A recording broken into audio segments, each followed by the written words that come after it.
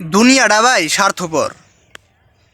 আপনি মারা গেলে আপনার জন্য কোনোদিন দুনিয়া থেমে থাকবে না। আর আপনার ফ্যামিলির লোক, আপনার ভাই বেড়াদার, আপনার আত্মীয় স্বজন, আপনার বন্ধু বান্ধব, আপনি মারা গেলে যেদিন আপনি মারা যাবেন সেই দিনও তারা না খেয়ে থাকবে না। তারা আপনার 40 দিনের ভিতরে ভুলে যাইব আপনি দুনিয়াতে কার পিছনে ঘুরতেছেন, কোন মানুষটার পিছনে ঘুরতেছেন। আপনি মারা গেলে আপনার জানাজার নামাজের পর কিছু কিছু মানুষ আপনাকে কবর দিতে সেই কবরস্থান পর্যন্ত যাইব না। এইটাই হলো কঠিন বাস্তবতা।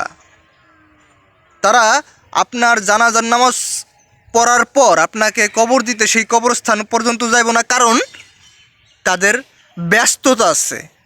ভাই দুনিয়া কারো জন্য কোনো দিনও থাইমা থাকে না।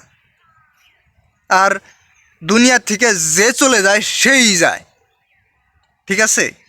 দুনিয়া কারো জন্য কোনো দিনও থেমে থাকে নাই, কোনো দিন কারো জন্য দুনিয়া থেমে থাকবে না। আপনি আমি নিজের ভালোটাই বুঝি না ভাই। আমি কার পিছনে ঘুরতেছি, কার পিছনে সময় নষ্ট করতেছি। আমি আজ পর্যন্ত নিজের ভালোটাই বুঝলাম না। আমরা মানে ফ্যামিলিকে ভালো রাখতে চাওয়ার জন্য দুনিয়ার পিছনে দৌড়াইতেছি, শুধু দুনিয়া আর দুনিয়া।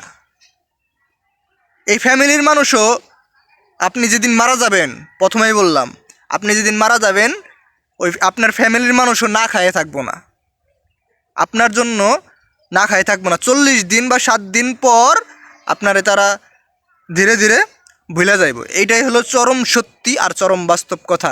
আপনাকে এই বাস্তবতা মেনে নিতে হবে। তাই ভাই আবারও বলি, দুনিয়া স্বার্থপর। এই দুনিয়াতে থাকা অবস্থায় নিজের আখিরাতকে গোছাই নেন, তাতে করে আপনারই কল্যাণ হবে।